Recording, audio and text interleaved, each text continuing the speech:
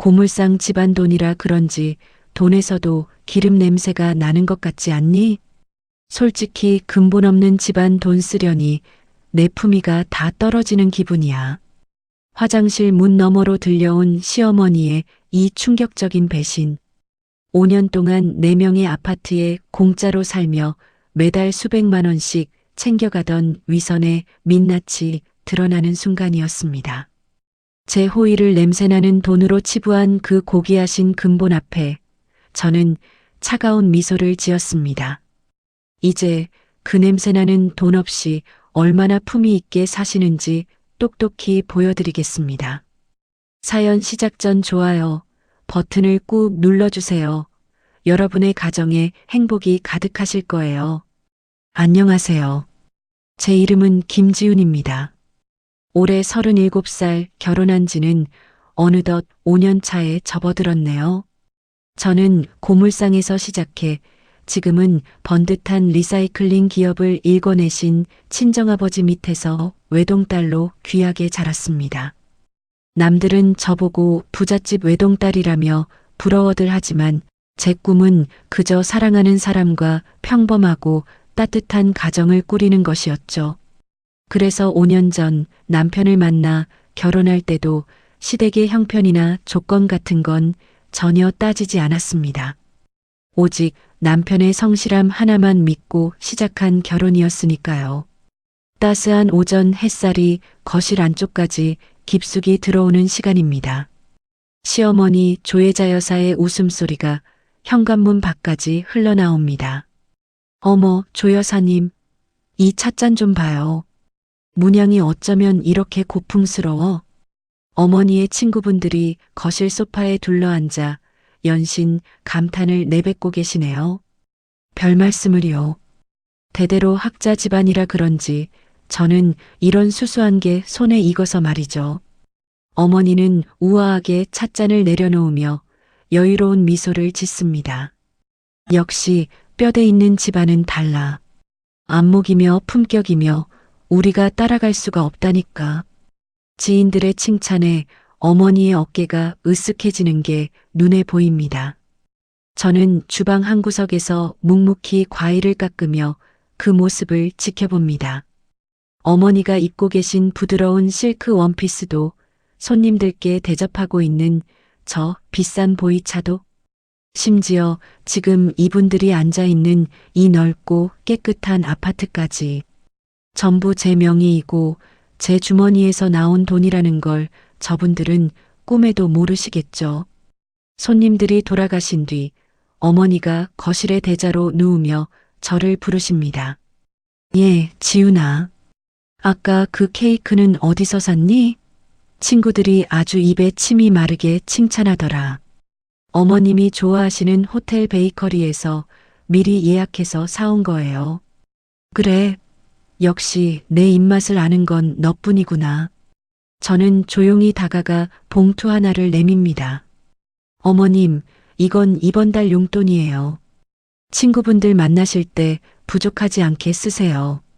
아유, 뭘 이런 걸 매달 주니. 민망하게 시리. 입으로는 민망하다고 하시면서도 어머니의 손은 이미 능숙하게 봉투 안의 두께를 확인하고 계시네요. 그래도 우리 집안 체면이 있는데 내가 밖에서 허름하게 다닐 순 없잖니. 고맙다, 지훈아. 어머니는 봉투를 품에 꼭 안으시며 만족스러운 듯 방으로 들어가셨습니다. 3년 전 남편의 사업이 한순간에 무너졌을 때가 떠오릅니다. 살던 집까지 경매로 넘어가고 시댁 식구들이 길바닥에 나앉게 생겼을 때 저는 망설임 없이 제 명의로 사두었던 이 아파트를 내드렸습니다. 친정아버지께서도 사돈댁인데 도울 수 있으면 도와라며 흔쾌히 자금을 보태주셨죠. 그때부터였습니다. 어머니가 학자 집안의 자존심을 지키실 수 있게 매달 생활비 명목으로 적지 않은 금액을 챙겨드린 것이요. 집에 돌아오니 퇴근한 남편이 거실 소파에 멍하니 앉아 있습니다. 여보 왔어? 오늘 어머니 댁 다녀왔다며. 응, 어머님 친구분들 오신다고 해서 간식 좀 챙겨드리고 왔지. 남편은 제 손을 꼭 잡으며 미안한 표정을 짓습니다. 지훈아, 정말 고마워. 나 사업 실패하고 우리 부모님 고생만 하실 줄 알았는데. 아니야, 자기야. 우리가 가족인데 당연한 거지. 어머니도 밝아 보이셔서 다행이야. 당신 아니었으면 우리 집 벌써 풍비박산 났을 거야. 내가 나중에 꼭 갚을게. 갚긴 뭘 갚아? 우리 현우 씩이 안 죽고 다시 일어서는 게 나한테는 제일 큰 선물이지.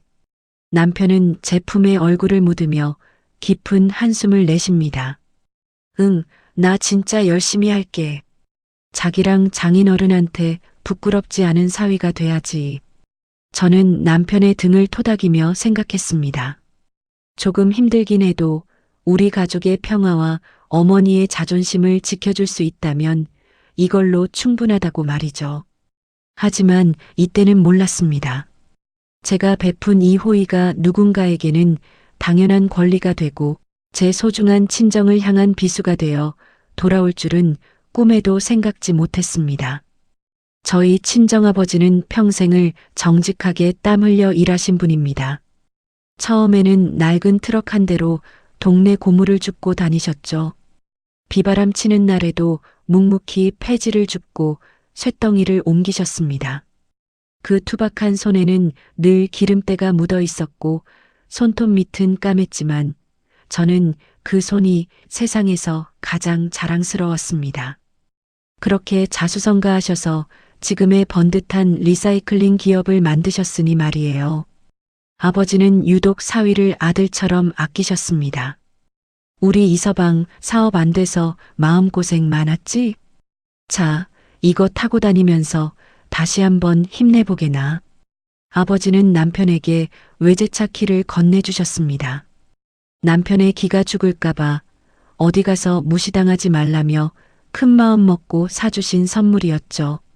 남편은 새 차를 보며 아이처럼 좋아했습니다. 와, 장인어른, 정말 감사해요. 제가 이런 차를 다 타보네요. 여보, 나 정말 장인어른께 잘해야 돼, 그치? 응, 자기야. 아빠가 자기 진짜 많이 생각해서 준비한 거야.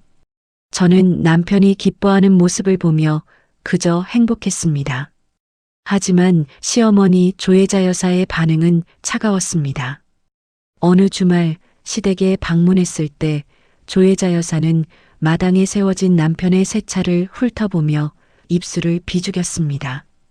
차는 번지르르하니 좋구나. 근데 얘, 지훈아. 네, 어머님.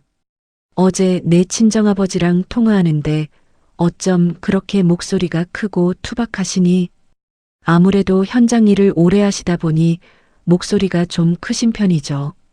조혜자 여사는 미간을 찌푸리며 찻잔을 내려놓았습니다. 내 귀가 다 따갑더라. 사돈댁 분들은 다 좋은데 가끔 보면 말 섞기가 참 민망할 때가 있어. 교양이라는 게 하루아침에 생기는 건 아니지만 말이다. 저는 가슴 한구석이 따끔거렸지만 꾹 참았습니다. 어머님, 저희 아버지가 표현은 투박하셔도 마음은 정말 따뜻하세요. 제 대답에 조혜자 여사는 비웃듯이 저를 쳐다봤습니다. 마음만 따뜻해서 뭐하니? 겉으로 드러나는 품격이 있어야지. 너도 그래. 옷은 비싼 걸 입어도 어딘가 모르게 태가 안 나. 역시 환경이 중요한 법인데 고물상 집안에서 자랐으니 오죽하겠니? 어머니의 말은 화살처럼 제 가슴에 박혔습니다. 어머님, 그게 무슨 말씀이세요? 너 잘되라고 하는 소리야. 내가 우리 가문 전통이며 예법이며 가르치느라 얼마나 고생하는지 아니? 남들이 너 보고 근본 없다고 손가락질할까봐 내가 대신 부끄러워서 그런단다. 내 말 명심해라. 너는 아직 교양이 한참 부족해. 저는 아무 말도 할 수 없었습니다. 제가 시댁에 쏟아부은 정성과 우리 아버지가 보여주신 호의는 조혜자 여사에게 아무런 의미가 없는 것 같았죠. 옆에서 듣고 있던 남편도 그저 고개를 숙이고 침묵할 뿐이었습니다. 여보, 어머니가 말을 이쁘게 할 줄 몰라서 나도 참 그래, 너무 담아두지 마. 집으로 돌아오는 길, 남편은 제 손을 잡으며 달랬습니다. 자기야, 어머니 말씀이 너무 심하시잖아. 우리 아빠를 그렇게 말씀하시는데 어떻게 안 담아도? 에이, 엄마가 원래 그러잖아. 자기 말투는 생각 못하고. 우리가 엄마 덕분에 품위 있게 사는 법도 배우는 거라고 생각하자. 남편의 말에 저는 더 큰 거리감을 느꼈습니다. 저를 가르치려 드는 조혜자 여사의 차가운 시선과 그 사이에서 우물쭈물 넘어가는 남편. 시댁이라는 거대한 성벽 앞에서 제 진심은 늘 무시당하고 있었습니다. 고물상 딸이라는 꼬리표는 제가 아무리 노력해도 지워지지 않는 낙인처럼 느껴졌습니다. 하지만 그때까지만 해도 저는 참고 또 참으면 언젠가는 제 진심을 알아줄 거라 믿었습니다. 그 믿음이 얼마나 어리석고 헛된 것인지 깨닫게 될 그날이 다가오고 있다는 사실을 모른 채 말입니다. 오늘은 시어머니 조혜자 여사의 63번째 생신입니다. 유명한 호텔 뷔페에 예약을 하겠다고 했더니 어머니는 손사래를 치며 거절하셨죠. 예, 우리 집안이 어떤 집안인데 남들 다 보는 데서 복작거리며 생일을 보내니? 정성스럽게 집밥 차려서 조용히 축하하는 게 진짜 명문가 도리지. 결국 저는 어머님의 그 대단한 체면을 위해 며칠 전부터 장을 보고 밤잠을 설쳐가며 음식을 준비했습니다. 갈비찜에 잡채, 각종 전과 신선한 회까지. 주방은 이른 아침부터 고소한 냄새와 뜨거운 열기로 가득 찼습니다. 남편은 주방 언저리를 서성이며 제 눈치를 살폈습니다. 여보, 혼자 너무 고생하는 거 아니야? 내가 뭐 좀 도와줄까? 저는 이마에 맺힌 땀을 닦으며 웃어 보였습니다. 괜찮아, 자기야. 어머니 생신인데 이 정도는 해야지. 자기는 가서 거실상 좀 펴줘. 역시 우리 마누라가 최고야. 내가 이따 안마해 줄게. 오전 11시가 넘자 시누이 소라가 도착했습니다. 소라는 거실 소파에 털썩 앉으며 제가 차려놓은 과일을 집어 먹었습니다. 언니, 저 배고파 죽겠어요. 음식 다 됐어요?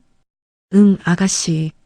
거의 다 됐으니까 조금만 기다려요. 조혜자 여사는 한껏 차려입고 상석에 앉아 흐뭇하게 차려진 음식들을 바라보셨습니다. 그래, 고생했다. 자고로 여자는 이렇게 안사람 노릇을 톡톡히 해야 하는 법이야. 저는 어머니께 수줍게 봉투 하나를 더 내밀었습니다. 어머님, 이건 생신 선물로 드리는 용돈이에요. 필요하신 거 사세요. 어머, 언니, 이번엔 얼마나 넣었어요? 나도 용돈 좀 줘. 소라가 눈을 반짝이며 물었습니다. 조혜자 여사는 못 이기는 척 봉투를 받아 챙기며 우아하게 미소 지으셨습니다. 고맙구나, 지훈아.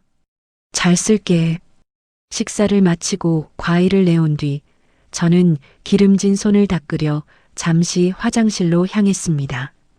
손을 씻고 나가려는데 거실에서 조혜자 여사와 소라의 웃음소리가 들려왔습니다. 문틈 사이로 새어나오는 두 사람의 대화에 제 발걸음이 멈췄습니다. 엄마, 오늘도 언니가 준 용돈 꽤 두둑하더라. 저번에 갖고 싶다던 가방 사면 딱이겠어. 소라의 들뜬 목소리에 조혜자 여사가 혀를 찼습니다. 예, 말도 마라. 솔직히 그 고물상 집안 돈 쓰면서도 내심 찝찝해. 근본 없는 집안 돈이라 그런지 빳빳한 지폐에서도 기름 냄새가 나는 것 같지 않니? 제 심장이 쿵하고 바닥으로 떨어지는 기분이었습니다. 어머, 엄마도 참. 냄새나도 돈은 돈이지 뭐. 소라는 키득거리며 맞장구를 쳤습니다. 돈이면 다인 줄 아나 본데 천한 돈은 아무리 세탁해도 티가 나는 법이야. 우리 현우가 아까워 죽겠어. 더 좋은 집안, 뼈대 있는 가문이랑 결혼했어야 하는 건데 고물이나 줍던 사람 돈으로 호강하려니 내 품위가 다 떨어지는 기분이다. 화장실 문고리를 잡은 제 손이 떨려왔습니다. 분노가 치밀어 오를 줄 알았는데 아니었습니다. 머릿속이 하얘지더니 온몸의 피가 차갑게 식어가는 기분이 들었죠. 저희 아버지가 그 투박한 손으로 밤낮 없이 고물을 주워 만든 돈입니다. 자식 기 안 죽이려고 당신은 해진 옷 입으면서도 사돈댁에는 아낌없이 퍼주셨던 그 귀한 돈이었습니다. 그 돈을 쓰면서 찝찝하다니요. 기름 냄새가 난다니요. 제가 그동안 시댁을 위해 바친 5년의 시간과 정성이 한순간에 쓰레기통으로 처박힌 것 같았습니다. 거실에서는 여전히 두 사람의 즐거운 대화가 이어지고 있었습니다. 엄마, 그래도 당분간은 티내지 마. 언니가 눈치는 빨라서 돈줄 끊기면 골치 아파. 내가 애냐? 걱정 마라. 앞에서는 적당히 비위 맞춰주면 그만이지. 저는 거울 속의 제 모습을 가만히 응시했습니다. 착한 며느리, 헌신적인 아내라는 허울 좋은 가면을 쓰고 웃고 있는 바보 같은 여자가 서 있었습니다.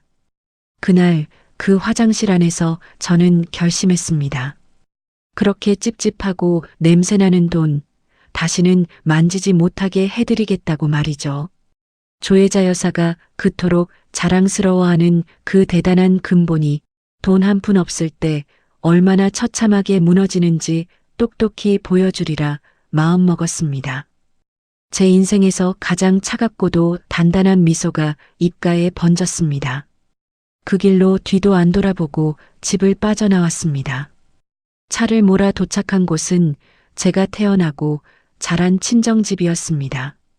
마당 한쪽에는 여전히 아버지가 평생을 일궈온 고물들과 커다란 집게차들이 가득했죠. 코끝을 스치는 쇠 냄새와 매캐한 기름 냄새. 평소에는 익숙하던 그 냄새가 오늘따라 제 가슴을 저미게 만들었습니다. 사무실 안으로 들어가니 아버지가 낡은 작업복 차림으로 서류를 보고 계셨습니다. 어이구, 우리 딸. 연락도 없이 어쩐 일이냐? 아버지는 반갑게 웃으며 거친 손을 바지에 슥슥 닦고는 제 손을 꽉 잡으셨습니다. 손이 왜 이렇게 차? 무슨 일 있었어? 저는 아무 말 없이 아버지의 그 투박한 손을 내려다보았습니다. 갈라진 손마디와 손톱 밑에 깊게 박힌 검은 기름때. 조혜자 여사가 그토록 경멸하며 냄새난다고 비웃던 그 흔적들이었습니다.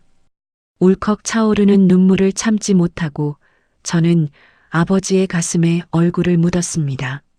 아빠, 나 이런 말 들었어. 어머님이 아빠 돈에서 기름 냄새 난다고 근본 없는 집안 돈이라고 하는 거 다 들었어.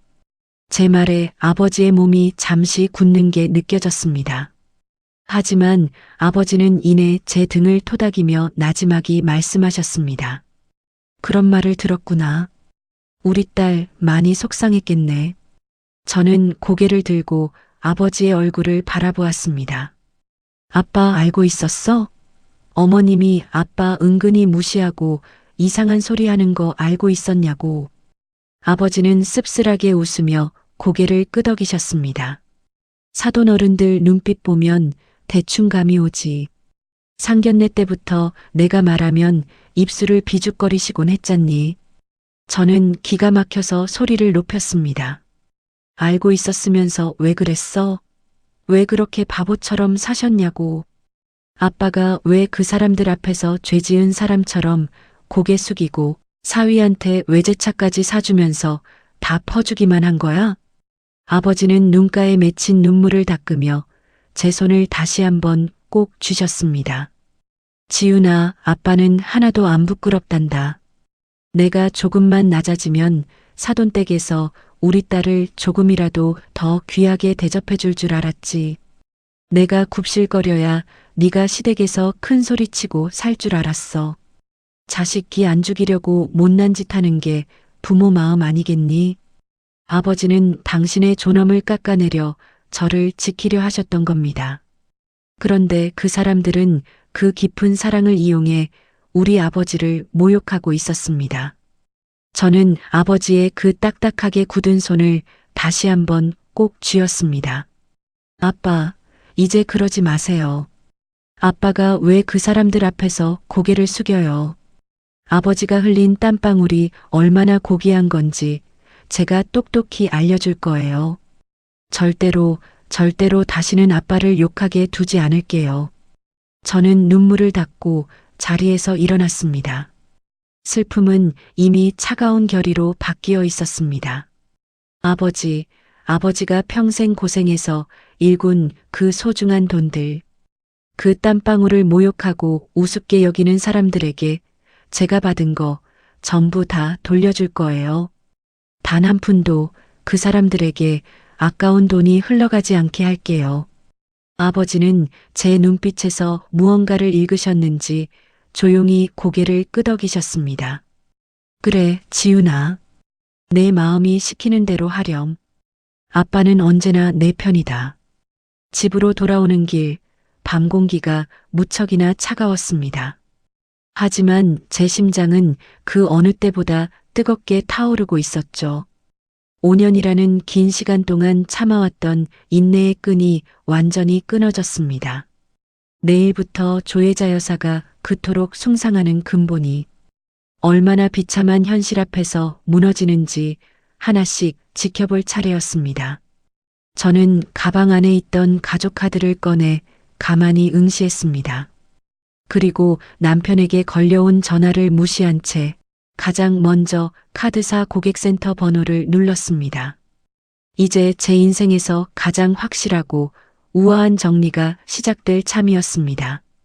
다음 날 오후 저는 거실 소파에 앉아 차분하게 차를 마시고 있었습니다. 어제 저녁 카드사 고객센터에 전화를 걸어 조혜자 여사에게 발급해준 가족카드를 즉시 해지 처리했거든요. 휴대폰 진동이 울리기만을 기다리는 이 시간이 묘하게 평온하게 느껴졌습니다. 그 시각 조혜자 여사는 평소처럼 단골 백화점에서 친구분들과 쇼핑을 즐기고 계셨을 겁니다. 어머니는 늘 그런 식이었죠. 오늘 점심은 내가 낼 테니까 다들 마음껏 골라요. 우리 집안이 원래 베푸는 게 몸에 배어 있어서 말이야. 이런 식으로 은근히 기를 살리며 지갑을 여는 게 어머니의 유일한 낙이었습니다. 잠시 후 예상대로 제 휴대폰으로 메시지가 하나 날아왔습니다. 결제 승인 거절. 정지된 카드를 사용하려 했다는 알림이었습니다. 저는 조용히 찻잔을 내려놓으며 백화점 식당가에서 벌어지고 있을 풍경을 상상해 보았습니다. 어머, 조 여사. 오늘 아주 잘 먹었어. 역시 조 여사네 집안은 통이 다르다니까. 별 말씀을요. 자, 여기요. 조혜자 여사는 우아한 손짓으로 제가 발급해준 카드를 점원에게 건넸을 겁니다. 하지만 돌아온 건 예상치 못한 대답이었겠죠. 사모님, 죄송합니다만 이 카드는 사용할 수 없다고 나오네요. 네, 그럴 리가요. 다시 한번 긁어봐요. 점원은 당황한 기색으로 카드를 다시 단말기에 넣었을 겁니다. 손님, 확인해보니 정지 카드라고 뜹니다. 분실 신고가 되었거나 해지된 카드인 것 같은데요. 거기서 멈추지 않고 주변 친구분들이 수군거리기 시작했겠죠. 어머, 조 여사. 어떻게 된 거야? 혹시 한도가 다 찬 거 아니니? 아니, 정지라니. 무슨 일 있는 거 아니야? 조혜자 여사의 얼굴은 순식간에 흑빛으로 변했을 겁니다. 아니, 그럴 리가 없는데. 며느리가 얼마 전까지도 잘 쓰라고 했거든요. 잠시만요. 내가 전화를 좀 해볼게. 어머니는 당황해서 손을 떨며 가방 속에서 휴대폰을 찾으셨겠죠. 그토록 강조하던 명문가 조혜자의 품위가 백화점 점원과 친구들 앞에서 한순간에 무너지는 순간이었습니다. 근본 없는 집안의 돈이라며 찝찝하다고 비웃던 그 카드가 멈추자 어머니의 그 대단한 근본도 함께 멈춰버린 셈이죠. 저는 화면 가득 찍힌 결제 거절 알림을 물끄러미 바라봤습니다. 어머니에게 이 카드는 단순한 결제 수단이 아니라 자신의 가짜 자존심을 지탱해주던 유일한 생명줄이었을 겁니다. 이제 겨우 시작일 뿐인데 어머니는 과연 이 현실을 어떻게 받아들이실까요? 드디어 제 휴대폰이 요란하게 울리기 시작했습니다. 화면에는 시어머니라는 세 글자가 선명하게 떠올랐죠. 저는 전화를 받지 않고 조용히 벨소리가 꺼질 때까지 기다렸습니다. 한 번, 두 번, 세 번. 끊이지 않고 걸려오는 전화를 보며 저는 차가운 미소를 지었습니다. 남의 집안 돈을 우습게 여긴 대가가 얼마나 부끄럽고 수치스러운 것인지 이제야 조금씩 실감하고 계실 테니까요. 창밖으로 보이는 하늘은 유난히 맑았습니다. 하지만 조혜자 여사에게 오늘 오후는 평생 잊지 못할 가장 참담하고 어두운 시간이 되고 있을 겁니다. 카드 정지 소동이 있은 지 며칠이 지났습니다. 조혜자 여사는 그날 이후 제게 계속해서 전화를 걸었지만 저는 단 한 통도 받지 않았죠. 대신 제가 한 일은 변호사를 만나 이 아파트에 대한 권리를 행사하는 것이었습니다. 제 명의로 된 아파트를 아무런 대가 없이 내준 지 벌써 3년입니다. 그동안 고맙다는 말 한마디는커녕 제 친정을 무시해온 그들에게 더 이상의 자비는 사치라는 생각이 들었거든요. 드디어 오늘 제가 보낸 서류가 그 집 거실에 도착할 시간입니다. 저는 부동산 중개인과 함께 시댁 아파트 복도에 섰습니다. 집안에서는 고성이 오가고 있었습니다. 이게 뭐야? 부동산 명도 소송? 퇴거 통보서? 조혜자 여사의 날카로운 비명 섞인 목소리가 문 밖까지 새어나왔습니다. 저는 벨을 누르는 대신 도어록 비밀번호를 누르고 안으로 들어갔습니다. 거실 한복판에 법원에서 보낸 노란 봉투를 들고 벌벌 떨고 있는 조혜자 여사가 보였습니다. 어머님, 목소리가 너무 크시네요. 제 등장에 조혜자 여사는 마치 구세주라도 만난 듯 달려왔습니다. 지훈아, 너 잘 왔다. 이게 다 뭐니? 법원에서 이상한 게 날아왔어. 우리 집을 비우라니 이게 말이 되니? 이거 분명히 배달 사고거나 서류가 잘못된 거지. 그치? 저는 조혜자 여사의 손에 들린 서류를 차갑게 쳐다봤습니다. 잘못된 거 없어요, 어머님. 제가 보낸 거니까요. 조혜자 여사는 멍한 표정으로 저를 바라봤습니다. 네가 보냈다니? 그게 무슨 소리야? 이 집은 제 명의로 된 제 재산이에요. 어머님이 그렇게 찝찝해하시던 고물상 집안 돈으로 산 집이죠. 기름 냄새 나는 집에서 계속 살게 해드리는 건 예의가 아닌 것 같아서요. 옆에 있던 시누이 소라가 눈을 크게 뜨며 끼어들었습니다. 언니, 지금 제정신이야? 우리 보고 이 길바닥으로 나앉으라는 거야? 엄마랑 나랑 갈 데 없는 거 알면서 어떻게 이래? 저는 소라를 향해 눈길도 주지 않고 중개인에게 고개를 끄덕였습니다. 중개인이 거실 이곳저곳을 살피며 사진을 찍기 시작하자 조혜자 여사가 자리에 주저앉았습니다. 아니야. 그럴 리 없어. 우리 지훈이가 이럴 애가 아닌데. 너 지금 나 겁주려고 장난치는 거지? 응? 어머님, 저 장난칠 만큼 한가하지 않아요. 딱 2주 드릴게요. 2주 안에 짐 싸서 나가세요. 매매 계약 벌써 진행 중이라 유예기간 같은 건 없어요. 조혜자 여사는 제 바지가랑이를 붙잡으려 손을 뻗었습니다. 지훈아, 내가 미안하다. 내가 입이 방정이었어. 내가 그날 한 말 다 취소할게. 기름 냄새라니 내가 미쳤었나 봐. 저는 조혜자 여사의 손을 가볍게 뿌리쳤습니다. 이미 늦으셨어요, 어머님. 어머님이 그토록 자랑하시던 그 대단한 근본으로 어디 한번 집을 구해보세요. 학자 집안이시라니 길바닥에서도 품위는 잃지 않으시겠네요. 저는 뒤도 돌아보지 않고 현관문을 나섰습니다. 등 뒤로 조혜자 여사의 통곡 소리와 소라의 고함이 들려왔지만 제 마음은 그 어느 때보다 가벼웠습니다. 5년 동안 얹혀있던 체증이 한순간에 내려가는 기분이었죠. 집을 나오며 남편에게 문자를 한 통 남겼습니다. 집 내놨어. 2주 뒤면 도어록 비밀번호 바꿀 거니까 어머니 모시고 나갈 곳 알아봐. 이제 그들이 어떤 발악을 하든 상관없습니다.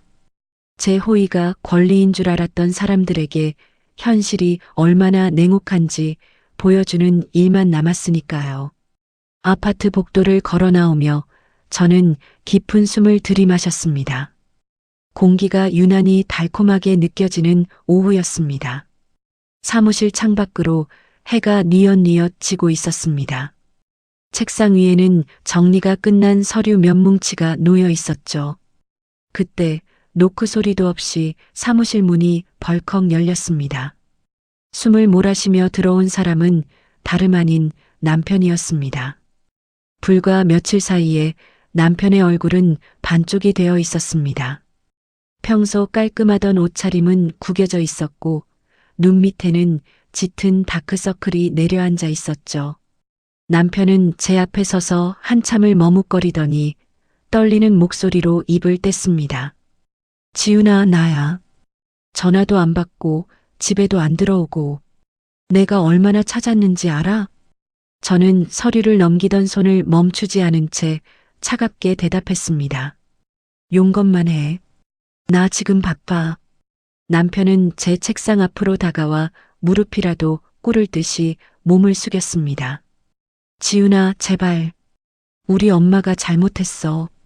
노인네가 생각이 짧아서 그냥 혼잣말한 거야. 너도 알잖아. 우리 엄마 원래 말투가 그런 거. 한 번만, 이번 한 번만 그냥 넘어가 주면 안 될까?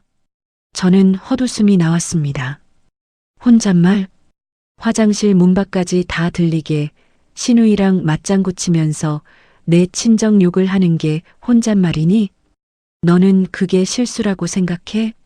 남편은 제 손을 잡으려 애를 쓰며 다급하게 말을 이었습니다. 이봐, 자기야. 5년이야. 우리가 함께한 시간이 5년인데 말 한마디 때문에 이렇게까지 해야겠어? 지금 엄마랑 소라 길바닥에 나앉게 생겼어. 어머니가 너한테 전화도 100통 넘게 하셨다며. 제발 한 번만 용서해줘. 저는 남편의 손을 차갑게 뿌리치고 서랍에서 서류 봉투 하나를 꺼냈습니다. 그리고는 묵직한 소리가 나도록 책상 위에 던졌습니다. 이게 뭐야?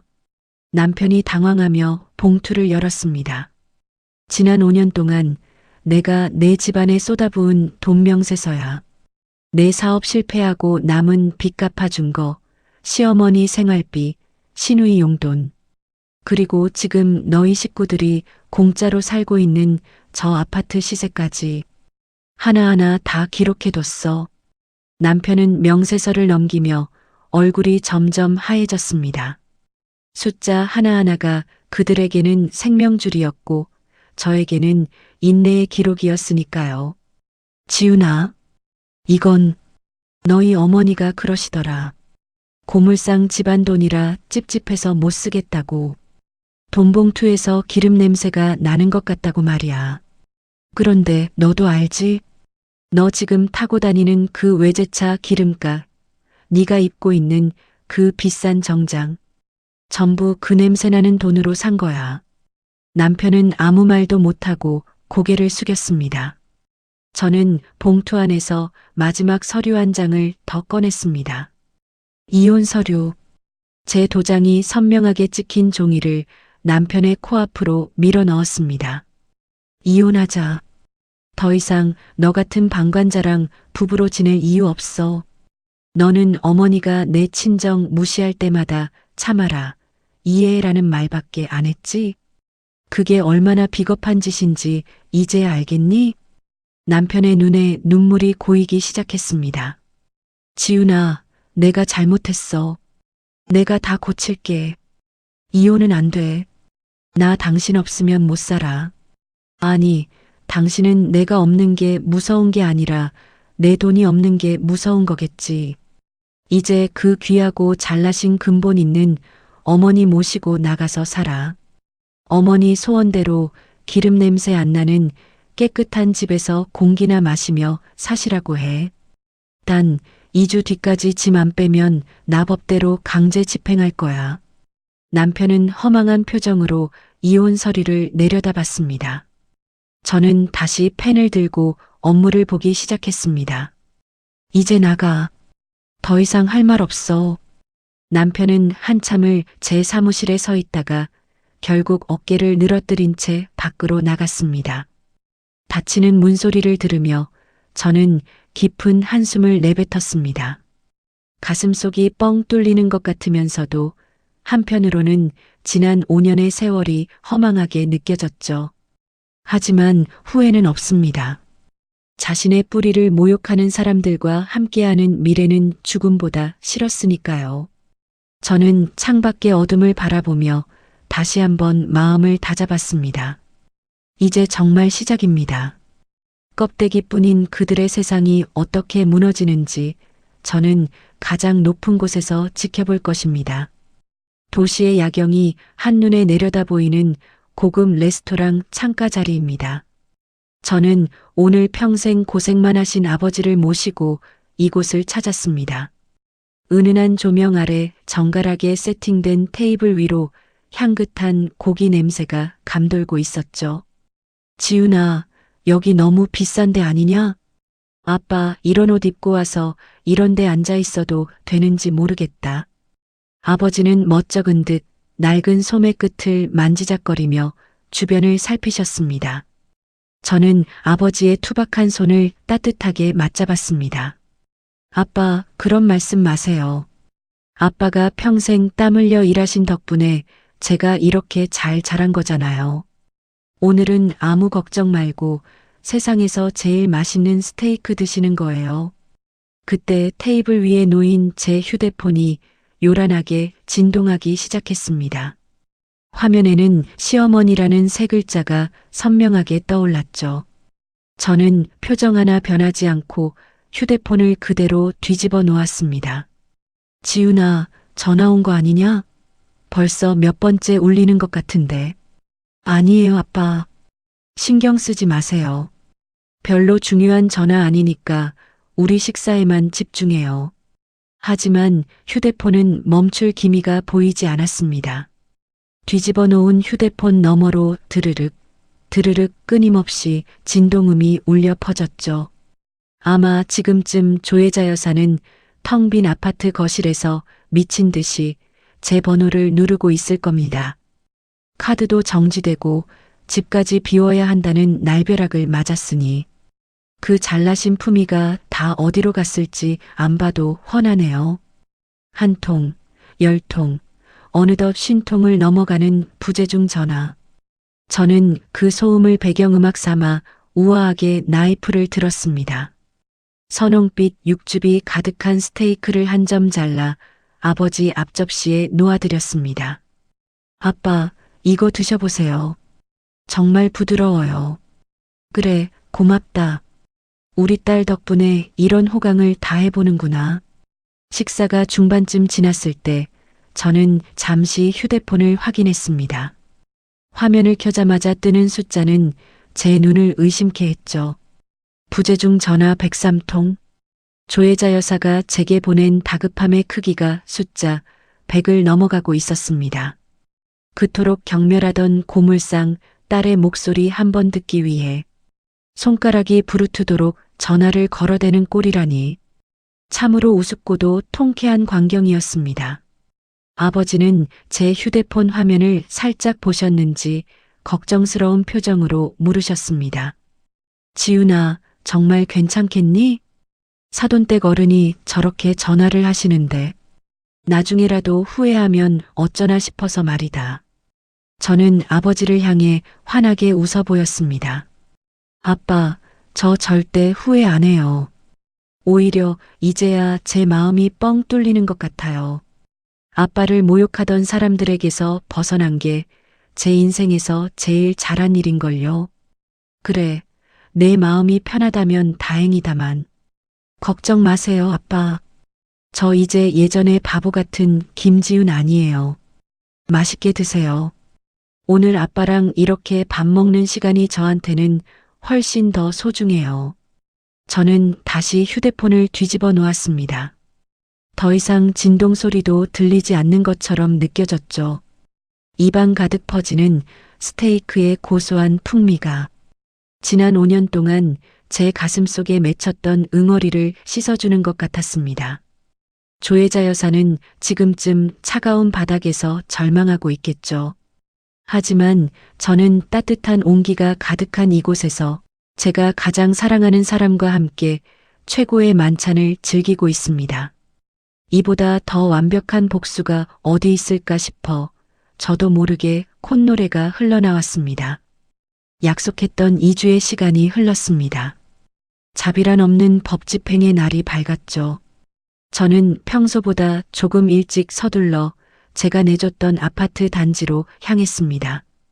멀리서부터 이삿짐 센터 트럭의 요란한 소음이 단지 내에 울려 퍼지고 있었어요. 아파트 입구에 도착하니 가관도 아니었습니다. 어머니가 그토록 아끼시던 고풍스러운 소파와 수입 식탁들이 거칠게 밖으로 끌려 나오고 있었죠. 먼지 하나 묻는 것도 싫어하시던 그 비싼 가구들이 차가운 아스팔트 바닥 위에 아무렇게나 내팽개쳐져 있었습니다.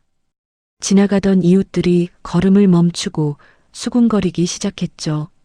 아니, 저 집 학자 집안이라고 그렇게 유세를 떨더니 압류당하는 거야?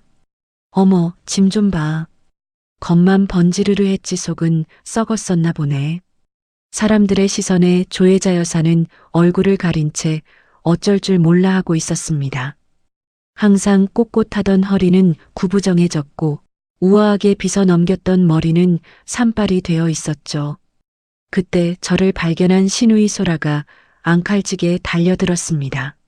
언니, 진짜 독하다. 어떻게 사람을 이 지경으로 만들어? 이 짐들 다 어디로 가라고. 우리 당장 오늘 잘 돼도 없단 말이야.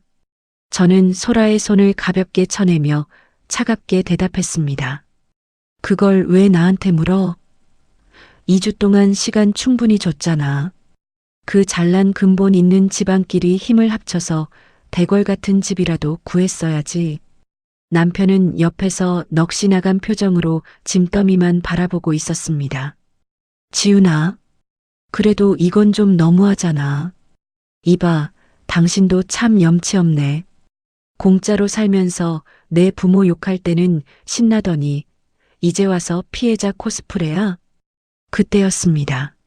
너클 놓고 있던 조혜자 여사가 갑자기 제 발치로 달려와 털썩 무릎을 꿇었습니다. 지훈아, 내가 잘못했다. 내가 죽을 죄를 지었어. 한 번만, 딱 한 번만 받아오. 이 나이에 내가 어디로 가니? 사람들 보는 앞에서 이 창피를 어떻게 당해? 어머니의 울음 섞인 비명이 아파트 단지를 가득 채웠습니다. 지나가던 사람들은 이제 대놓고 구경을 하기 시작했죠. 그토록 체면을 중시하던 분이, 그토록 남의 눈을 의식하던 분이 길바닥에서 제 바짓가랑이를 붙잡고 통곡을 하고 있었습니다. 하지만 제 마음속에는 일말의 동정도 생기지 않았습니다. 우리 아버지가 그 투박한 손으로 건넨 돈봉투를 보며 기름 냄새 난다고 비웃던 그 입술이 지금은 제 발등에 닿을 듯이 비굴하게 움직이고 있었으니까요. 저는 허리를 숙여 조혜자 여사의 눈을 똑바로 응시했습니다. 그리고 아주 낮고 차가운 목소리로 입을 뗐습니다. 할머니, 근본 있는 분이 왜 길바닥에서 이러세요? 조혜자 여사는 할머니라는 제 말에 망치로 머리를 맞은 듯 멍한 표정을 지었습니다. 더 이상 며느리가 아닌 길거리의 낯선 타인을 대하는 제 시선에 온몸을 떨기 시작했죠. 지훈아, 너 지금 나한테 뭐라고? 어머님이라고 불러드리는 것도 오늘로 끝이에요. 제가 드린 돈 쓰면서 찝찝하다고 하셨죠? 이제 찝찝할 일 없게 해드렸으니까 그 고귀하신 정신으로 어디 한번 버텨보세요. 아, 그리고 이 아파트 오늘 계약금 들어왔어요. 새 주인 올 거니까 남은 짐들 다 치우고 빨리 나가주세요. 저는 조혜자 여사의 손을 냉정하게 뿌리치고 차에 올라탔습니다.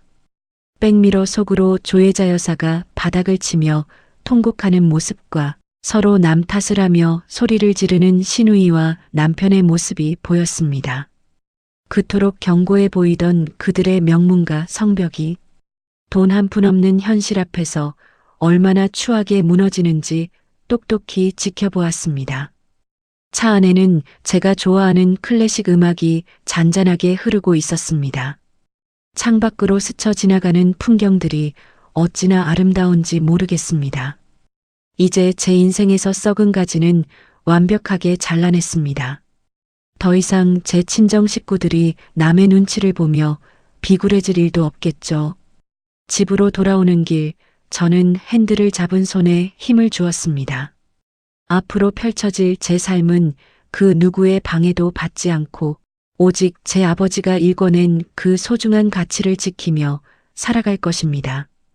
시댁 식구들이 길바닥에 남긴 비참한 흔적들은 이제 제 기억 속에서도 깨끗이 지워버릴 참입니다. 창밖으로 저희 리사이클링 기업의 거대한 집화장이 한눈에 들어옵니다.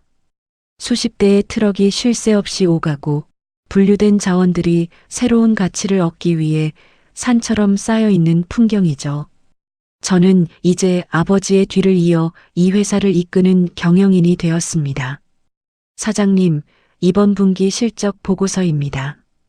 비서가 건네준 서류를 확인하며 저는 빙그레 미소 지었습니다. 수고했어요. 아, 그리고 현장 직원들 이번 달 보너스 잊지 말고 챙겨주세요. 네, 알겠습니다. 다들 사장님 덕분에 일할 만난다고 난리예요.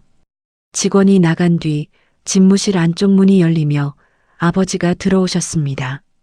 아버지는 이제 정정한 모습으로 은퇴하셔서 고문 역할을 해주고 계시죠. 우리 딸, 이제 제법 사장 티가 나는구나. 아빠 오셨어요? 저는 얼른 일어나 아버지의 손을 잡았습니다. 예전처럼 기름때가 깊게 박혀 있지는 않지만 여전히 그 투박하고 단단한 감촉이 제게는 세상에서 가장 큰 위로가 됩니다. 지훈아, 요즘도 그 사람들 소식 들리니? 아버지가 조심스럽게 물으셨습니다. 저는 창밖을 보며 덤덤하게 대답했습니다. 네, 얼마 전에 변호사 통해서 연락이 왔더라고요. 조혜자 여사는 지금 변두리의 낡은 단칸방에서 생활하고 있다고 합니다. 그토록 아끼던 가구며 가방들은 헐값에 팔려나갔고 시누이 소라와는 매일같이 서로를 탓하며 소리를 지르고 산다더군요. 남편이었던 현우 씨는요? 결국 다시 일어서지 못하고 일용직 현장을 전전하며 근근히 입에 풀칠만 하고 산다고 들었습니다. 어느 날 오후 조혜자 여사가 사는 동네를 우연히 지나갈 일이 있었습니다. 좁은 골목길에 차를 세우고 잠시 그 풍경을 지켜봤죠. 마침 저 멀리서 고물상 트럭 한 대가 확성기를 크게 틀고 지나가고 있었습니다. 고물 삽니다. 폐지나 고철 삽니다.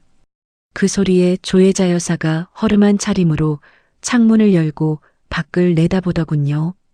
예전에 그 우아하던 모습은 간데없고 깊게 파인 주름과 퀭한 눈만이 그녀의 고단한 삶을 보여주고 있었습니다. 어머니는 고물상 트럭을 한참이나 멍하니 바라보다가 이내 가슴을 쾅쾅 치며 통곡을 하기 시작했습니다. 내가 미쳤었지. 내가 복을 발로 찼어. 그 귀한 돈을 두고 내가 무슨 짓을 한 거야.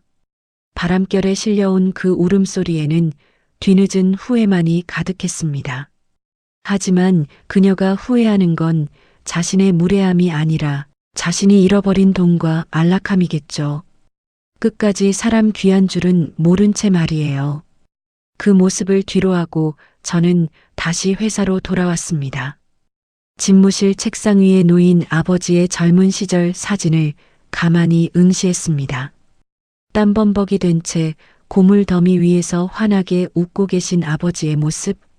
아빠, 사람들이 저한테 물어봐요.